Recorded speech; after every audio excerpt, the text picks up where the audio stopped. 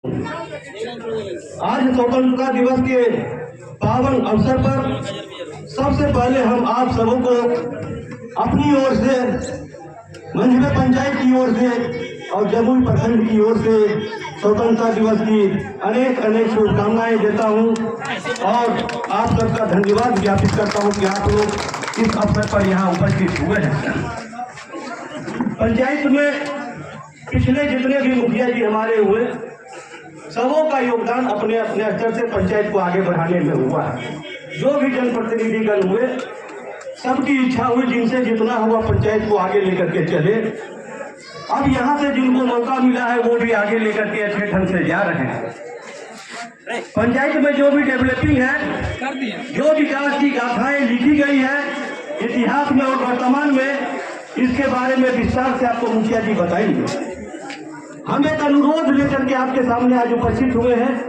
तबीयत सही नहीं है तब भी बहुत अभी एक हमारे नेताजी मुजफ्फर आलम जी भाषण दिए, कितना कुर्बानियां इस देश को आजादी में हमारे पूर्वजों ने दिया, गोली खाया, जान दिया, लेकिन वो तो देख के चले गए। अब हमारी और आपकी क्या जिम्मेवारी है? हम लोग सब अभी भाषण सुनेंगे, घर जाएंगे और घर में जाके कान में तेल डाल के सो जाएंगे और फिर मुखिया जी को दोष देते रहेंगे 5 साल। फिर ये मुखिया जी चल जाएंगे, दूसरा मुखिया जी आएंगे, फिर उनका भी यही हो रहा है और हम अपनी जिम्मेदारी से पल्ला झाड़ लेते हैं।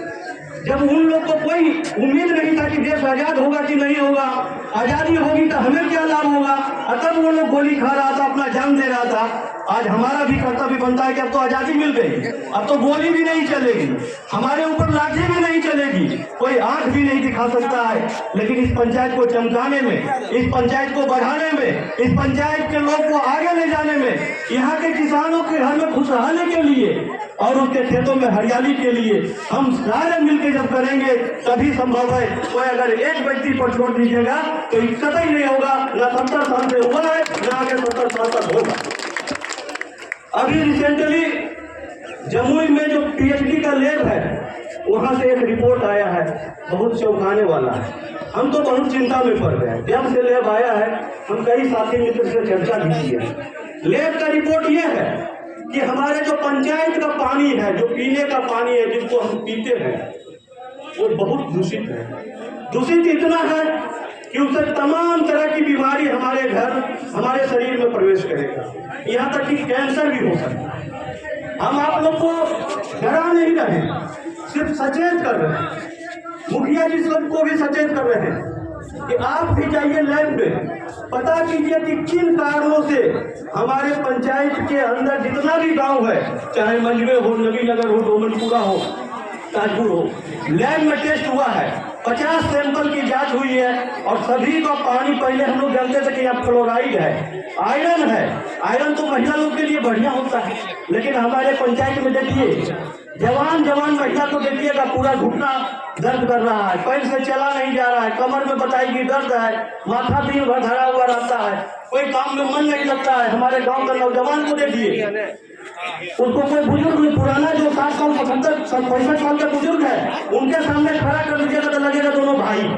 अभी के लड़का उसका चार्जिंग खत्म हो रहा है। ये सब जितना भी बीमारी का घर है, पानी, बदहाली और बीमारी, गरीबी का कई कारण हो सकते हैं, लेकिन सबसे बड़ा कारण है बीमारी।